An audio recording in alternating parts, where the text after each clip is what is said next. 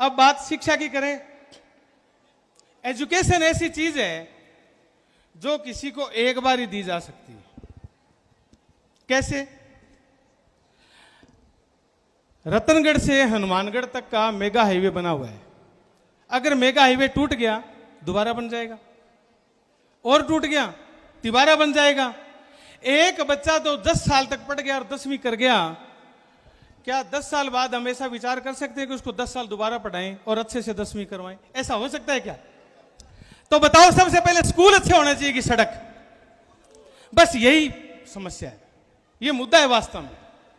School अच्छे होने चाहिए। अगर हमारे हर गांव गली मोहल्ले का एक एक बच्चा नागरिकों से देश बनता है और हम देश को आगे लेके जाना चाहते हैं तो नागरिकों को पढ़ाना पड़ेगा ना। पढ़ाने के लिए एजुकेशन देनी पड़ेगी, एजुकेशन के लिए स्कूल खोलने पड़ेंगे। उनकी छतें गिर जाती हैं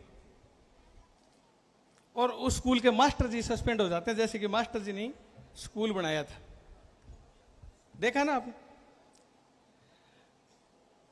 अगर वास्तव में हम ये बात विचारकों के स्तर पर विचार की जानी चाहिए, किनके जो वास्तव में देश के बारे में बहुत हाइट पर सोचते हैं।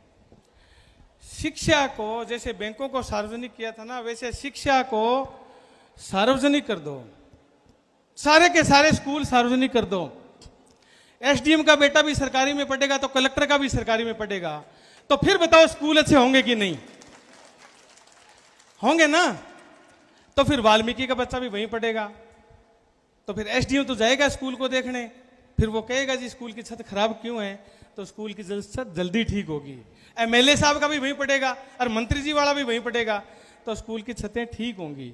मास्टरों की भर्तियां होंगी, बच्चे पढ़ेंगे, बच्चे पढ़ेंगे तो इंसान बनेंगे, इंसान बनेंगे तो देश बनेगा, तब देश विकसित होगा।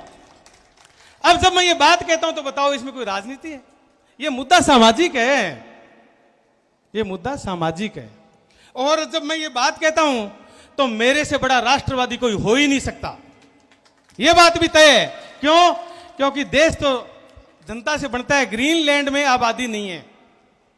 दुनिया में एक जगह है ग्रीनलैंड, भारत से कई गुना बड़ा है, वहां पर आबादी नहीं है। इसलिए ग्रीनलैंड एक टापू है, उपमहाद्वीप है, देश नहीं है। क्यों? क्योंकि देश बनता है जनता से, नागरिकों से। अगर नागरिकों को हम इंसान बनाएंगे नहीं, उनको एजुकेशन देंगे नहीं, तो देश आगे बढ़ेगा कैसे? अब आगे बात नौकरी की। जो कोई व्यक्ति जिस काम में, अगर कोई मास्टर है स्कूल में पढ़ा रहा है,